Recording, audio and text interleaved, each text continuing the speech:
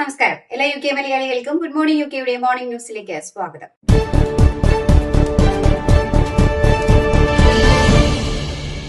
Online വഴി കുട്ടികൾ കത്തികൾ വാങ്ങുകയും വിൽക്കുകയും ചെയ്യുന്ന പ്രവണത രാജ്യത്ത് ഉയർന്നതായി പോലീസിംഗ് ക്രൈം മന്ത്രി സാറ ജോൺസ് മുന്നറിയിപ്പ് നൽകി. വസ്ത്രങ്ങൾ വിൽക്കുന്നത് പോലെ തന്നെ കത്തികളും ഓൺലൈൻ വഴി വ്യാപാരമാക്കുന്ന ഒരു അപകടകരമായ പ്രവണതയാണ് കാണുന്നതെന്ന് മന്ത്രി പറഞ്ഞു.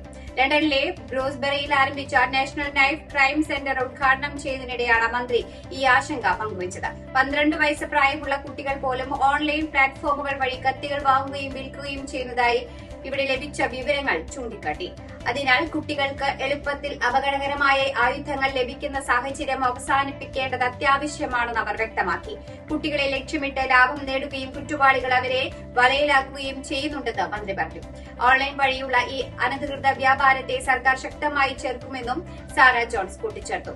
ഓൺലൈൻ ആയുധ വിൽപ്പന നിയന്ത്രിക്കുവാൻ ശക്തമായ നടപടികൾ ആവശ്യമാണെന്നും യുവാക്കളെ കുറ്റകൃത്യങ്ങളിൽ നിന്ന് സംരക്ഷിക്കേണ്ടത് സമൂഹത്തിന്റെ കൂട്ടായ ഉത്തരവാദിത്തമാണെന്നും അവർ അഭിപ്രായപ്പെട്ടു. ജൂത വോളണ്ടിയർ റെസ്ക്യൂ ഓർഗനൈസേഷന്റെ ആംബുലൻസുകൾ തീവെച്ച് നശിപ്പിച്ച സംഭവത്തിൽ 3 പേർക്കെതിരെ കേസ് ചുമത്തി. 20 വയസ്സുകാരനായ ഹംസ ഇക്ബാൽ, 19കാരനായ റെഹാൻ ഖാൻ, 17കാരനായ ഒരാൾ എന്നിവർക്കെതിരെയാണ് കേസ് എടുത്തിരിക്കുന്നത്. ഈസ്റ്റ് ലണ്ടനിലെ 3 വ്യത്യസ്ത സ്ഥലങ്ങളിൽ നിന്ന് ഇവരെ ബുധനാഴ്ചയാണ് പോലീസ് അറസ്റ്റ് ചെയ്തത്. പ്രതികളെ വെസ്റ്റ് മിനിസ്റ്റർ മജിസ്ട്രേറ്റ് കോടതിയിൽ ഇന്ന് ഹാജരാക്കും. ഈ കേസിന്റെ അന്വേഷണം ഭീകരവിരുദ്ധ വിഭാഗമാണ് നയിക്കുന്നത്. എന്നാൽ ഇതുവരെ ഈ സംഭവം ഭീകരാക്രമണമെന്നായി പ്രഖ്യാപിച്ചിട്ടില്ലെന്ന് പോലീസ് വ്യക്തമാക്കി. ക്രൗൺ പ്രോസിക്യൂഷൻ സർവീസിന്റെ പ്രത്യേക ക്രൈം കൌണ്ടർ ടെററിസം വിഭാഗം മേധാവി ഫ്രാങ്ക് ഫർഗൻ കേസുമായി ബന്ധപ്പെട്ട നിയമ നടപടികൾ തുടരുകയാണെന്നും പ്രതികൾക്ക് ന്യായമായ വിചാരണയ്ക്കുള്ള അവകാശമുണ്ടെന്നും ഓർമ്മിപ്പിച്ചു. സംഭവവുമായി ബന്ധപ്പെട്ട് കഴിഞ്ഞ ആഴ്ച 45 47 വയസ്സുള്ള 2 പേരെ കൂടി അറസ്റ്റ് ചെയ്തിരുന്നുവെങ്കിലും അവർക്ക് ഏപ്രിൽ അവസാനം വരെ ജാമ്യം അനുവദിച്ചു. ലണ്ടൻ മേയർ സാദിഖ് ഖാന്റെ സുരക്ഷയ്ക്ക് നിയോഗിച്ച ആയുധധാരികളായ പോലീസ് ഉദ്യോഗസ്ഥർ തോക്കുകളും ടീസറുകളും അടങ്ങിയ ബാഗ് തെരുവിൽ മറന്നുവെച്ചെന്ന ഗുരുതര ആരോപണം. ചൊവ്വാഴ്ച രാത്രി 9:40 സൌത്ത് ലണ്ടനിലെ കാപ്സൈഡിൽ നിന്നാണ് ബാഗ് കണ്ടെത്തിയത്. സംഭവത്തെ തുടർന്ന് മെട്രോപൊളിറ്റൻ പോലീസ് അന്വേഷണം ആരംഭിക്കുകയും 5 പോലീസ് ഉദ്യോഗസ്ഥരെ താൽക്കാലികമായി ഫ്രണ്ട് ലൈൻ ഡ്യൂട്ടികളിൽ നിന്ന് മാറ്റുകയും ചെയ്തതായി അറിയിച്ചു. പൊതുജനത്തിൽപ്പെട്ട ഒരാൾ ബാഗ് കണ്ടെത്തി എന്ന വിവരം ലഭിച്ചതിനെ തുടർന്ന് പോലീസ് 7 മിനിറ്റിനകം എത്തുകയും ആയുധങ്ങൾ സുരക്ഷിതമായി തിരിച്ചെടുക്കുകയും ചെയ്തു. ഡ്യൂട്ടിയിലുണ്ടായിരുന്ന ഉദ്യോഗസ്ഥരാണ് ബാഗ് അബദ്ധത്തിൽ മറന്നുവെച്ചതെന്നാണ് പ്രാഥമിക നിഗമനം. MP5 Heckler, Koch, carbine, Glock, pistol, taser, വെടിയുണ്ടകൾ എന്നിവ ബാഗിലുണ്ടായിരുന്നു. സംഭവത്തെ വളരെ ഗൌരവമുള്ളതായി കാണുന്നുവെന്നും ഇത്തരത്തിലുള്ള പിഴവുകൾ ഇനി ആവർത്തിക്കാതിരിക്കുവാനായി ശക്തമായ നടപടികൾ സ്വീകരിക്കുമെന്നും ലണ്ടൻ മേയറുടെ വക്താവ് അറിയിച്ചു. 2016 മുതൽ മേയറായ സാദിഖ് ഖാന് 24 മണിക്കൂറും പോലീസ് സുരക്ഷ ലഭ്യമാണ്. സൌത്ത് ഈസ്റ്റ് ലണ്ടനിൽ വെടിവെപ്പിൽ കൊല്ലപ്പെട്ട 14കാരനെ തിരിച്ചറിഞ്ഞു. എഗോസ ഒഗ്ബെബോൾ എന്ന കൌമാരക്കാരനാണ് കൊല്ലപ്പെട്ടത്. വൂൾവിച്ചിലെ ലോർഡ് വാർവിക് സ്ട്രീറ്റിൽ വ്യാഴാഴ്ച ഉച്ചയ്ക്കാണ് വെടിവെപ്പ് ഉണ്ടായത്. പരിക്കേറ്റ ബാലനെ പാരാമെഡിക്കലുകൾ എത്തി ചികിത്സിക്കാൻ ശ്രമിച്ചെങ്കിലും സംഭവ സ്ഥലത്ത് വെച്ച് തന്നെ കൌമാരക്കാരൻ മരണപ്പെട്ടിരുന്നു. സംഭവവുമായി ബന്ധപ്പെട്ട് 14, 16, 18 വയസ്സുള്ളവരെ കൊലപാതകത്തിന്റെ സംശയത്തിൽ അറസ്റ്റ് ചെയ്തതായി പോലീസ് അറിയിച്ചു. സംഭവത്തെക്കുറിച്ചുള്ള വിവരങ്ങളോ CCTV ഡാഷ് ക്യാം ദൃശ്യങ്ങളോ ഉള്ളവർ മുന്നോട്ട് വരണമെന്ന് പോലീസ് അഭ്യർത്ഥിച്ചിട്ടുണ്ട്. സംഭവ സമയത്ത് സമീപത്തെ ദി ഗ്രേ ഹൌണ്ട് പബ്ബിൽ ഇരുന്നവർ വെടിവെപ്പിന്റെ ശബ്ദം കേട്ട് ഭീതിയോടെ അകത്തേക്ക് ഓടിയതായും റിപ്പോർട്ടുകളുണ്ട്. വെടിവെപ്പ് നടന്ന പ്രദേശം പോലീസ് വളഞ്ഞ് സുരക്ഷ ശക്തമാക്കിയിട്ടുണ്ട്. ഫോറൻസിക് സംഘം സ്ഥലത്ത് പരിശോധന നടത്തിവരികയാണ്. സംഭവത്തിൽ ലണ്ടൻ മേയർ സാദിഖ് ഖാൻ അനുശോചനം രേഖപ്പെടുത്തി. പ്രദേശത്ത് പോലീസ് സാന്നിധ്യം വർദ്ധിപ്പിച്ചിട്ടുണ്ടെന്നും ഇത്തരം കുറ്റകൃത്യങ്ങൾ ചെയ്യുന്നവർക്ക് തക്കതായ ശിക്ഷ ഉറപ്പാക്കുമെന്നും അദ്ദേഹം വ്യക്തമാക്കി. ഇറാൻ യുദ്ധം ആരംഭിച്ചതിന് പിന്നാലെ യുകെയിലെ മറ്റു പ്രദേശങ്ങളെ അപേക്ഷിച്ച് നോർത്തേൺ അയർലൻഡിൽ ഇന്ധനവില ഏറ്റവും വേഗത്തിൽ ഉയർന്നതായി റിപ്പോർട്ട്.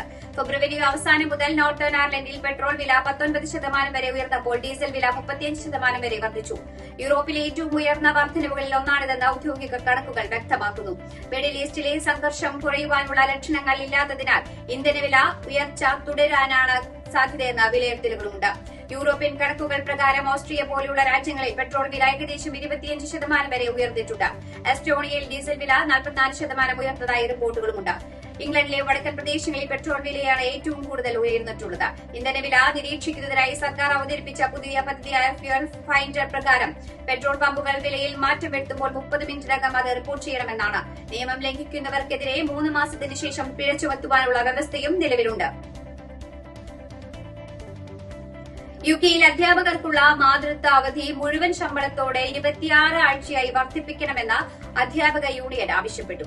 അധ്യാപകമാർ 30കളിൽ ജോലി വിടുന്ന പ്രവണത തടയുവാൻ ഇത് അനിവാര്യമാണെന്ന് NASUWTയുടെ ജനറൽ സെക്രട്ടറി പറഞ്ഞു. മതിയായ മാതൃത്വ പിന്തുണയില്ലായ്മയാണ് പലരും ജോലി വിടുവാനുള്ള പ്രധാന കാരണങ്ങളിൽ ഒന്നാണെന്ന് അദ്ദേഹം ചൂണ്ടിക്കാട്ടി. സർക്കാർ അടുത്തിടെ പ്രഖ്യാപിച്ച വിദ്യാഭ്യാസ നയരേഖ പ്രകാരം അധ്യാപകർക്കുള്ള മുഴുവൻ ശമ്പളമുള്ള മാതൃത്വ അവധി 4 ആഴ്ചയിൽ നിന്ന് 8 ആഴ്ചയ്ക്ക് ഇരട്ടിക്കുവാനാണ് പദ്ധതി. 2027-28 അധ്യയന വർഷം മുതൽ ഇത് പ്രാബല്യത്തിൽ വരും. 25 വർഷത്തിന് ശേഷമുള്ള വലിയ മാറ്റമാണിതെന്ന് വിദ്യാഭ്യാസ വകുപ്പും അറിയിച്ചു. എന്നാൽ മറ്റു പൊതുമേഖലകളിലും സ്വകാര്യ മേഖലകളിലും ഇതിനേക്കാൾ മികച്ച ആനുകൂല്യങ്ങൾ നിലവിലുണ്ടെന്ന് ജനറൽ സെക്രട്ടറി പറഞ്ഞു. വെസ്റ്റ് മിഡ്ലാൻഡ്സിലെ വനിതാ അഗ്നിശമന സേനാംഗങ്ങൾക്ക് 52 ആഴ്ച മുഴുവൻ ശമ്പളത്തോടെ അവധി ലഭിക്കുന്നുണ്ടെന്നും അദ്ദേഹം ഉദാഹരണമായി ചൂണ്ടിക്കാട്ടി. സൌത്ത് ഈസ്റ്റ് ലണ്ടനിൽ വെടിവെപ്പിൽ കൊല്ലപ്പെട്ട 14-കാരനെ തിരിച്ചറിഞ്ഞു. എഗോസ ഒഗ്ബെബോർ എന്ന കൌമാരക്കാരനാണ് കൊല്ലപ്പെട്ടത്. വൂൾവിച്ചിലെ ലോർഡ് വാർവിക് സ്ട്രീറ്റിൽ വ്യാഴാഴ്ച ഉച്ചയ്ക്കാണ് വെടിവെപ്പ് ഉണ്ടായത്. പരിക്കേറ്റ ബാലനെ പാരാമെഡിക്കലുകൾ എത്തി ചികിത്സിക്കാൻ ശ്രമിച്ചെങ്കിലും സംഭവ സ്ഥലത്ത് വെച്ച് തന്നെ കൌമാരക്കാരൻ മരണപ്പെട്ടിരുന്നു. സംഭവവുമായി ബന്ധപ്പെട്ട് 14, 16, 18 വയസ്സുള്ളവരെ കൊലപാതകത്തിന്റെ സംശയത്തിൽ അറസ്റ്റ് ചെയ്തതായി പോലീസ് അറിയിച്ചു. സംഭവത്തെക്കുറിച്ചുള്ള വിവരങ്ങളോ CCTV ഡാഷ് ക്യാം ദൃശ്യങ്ങളോ ഉള്ളവർ മുന്നോട്ട് വരണമെന്ന് പോലീസ് അഭ്യർത്ഥിച്ചിട്ടുണ്ട്. സംഭവ സമയത്ത് സമീപത്തെ ദി ഗ്രേ ഹൌണ്ട് പബ്ബിൽ ഇരുന്നവർ വെടിവെപ്പിന്റെ ശബ്ദം കേട്ട് ഭീതിയോടെ അകത്തേക്ക് ഓടിയതായും റിപ്പോർട്ടുകളുണ്ട്. വെടിവെപ്പ് നടന്ന പ്രദേശം പോലീസ് വളഞ്ഞ് സുരക്ഷ ശക്തമാക്കിയിട്ടുണ്ട്. ഫോറൻസിക് സംഘം സ്ഥലത്ത് പരിശോധന നടത്തിവരികയാണ്. സംഭവത്തിൽ ലണ്ടൻ മേയർ സാദിഖ് ഖാൻ അനുശോചനം രേഖപ്പെടുത്തി. പ്രദേശത്ത് പോലീസ് സാന്നിധ്യം വർദ്ധിപ്പിച്ചിട്ടുണ്ടെന്നും ഇത്തരം കുറ്റകൃത്യങ്ങൾ ചെയ്യുന്നവർക്ക് തക്കതായ ശിക്ഷ ഉറപ്പാക്കുമെന്നും അദ്ദേഹം വ്യക്തമാക്കി. മനുഷ്യരാശിയുടെ രക്ഷയ്ക്കായി ക്രിസ്തുദേവൻ സഹിച്ച പീഡനവും ത്യാഗവും ഓർമ്മിപ്പിക്കുന്ന ദുഃഖവെള്ളിയാചരണം ക്രൈസ്തവർ ഇന്നലെ ആചരിച്ചു. യുകെയിലെ പ്രവാസി മലയാളി സമൂഹവും ദുഃഖവെള്ളിയാചരണത്തിന്റെ ഭാഗമായി ഇന്നലെ വിവിധ ഇന്ത്യൻ ദേവാലയങ്ങളിൽ നടന്ന ശുശ്രൂഷകളിൽ പങ്കെടുത്തു. വിവിധ ദേവാലയങ്ങളിൽ രാവിലെ 9 മുതൽ വൈകിട്ട് 5:30 വരെയായിരുന്നു ദുഃഖവെള്ളി ശുശ്രൂഷകൾ നടന്നത്.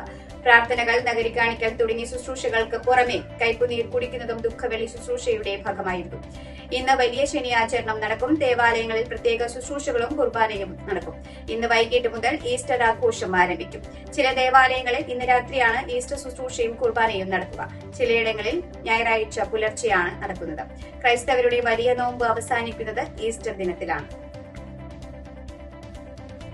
ഇതോടുകൂടി വാർത്താ ബുള്ളറ്റിൻ ഇവിടെ അവസാനിക്കുകയാണ്. എല്ലാ പ്രേക്ഷകർക്കും നല്ലൊരു ദിനം ആശംസിക്കുന്നു. കൂടുതൽ വാർത്തകളുമായി നാളെ കണ്ടുമുട്ടാം. എല്ലാവർക്കും നന്ദി, നമസ്കാരം.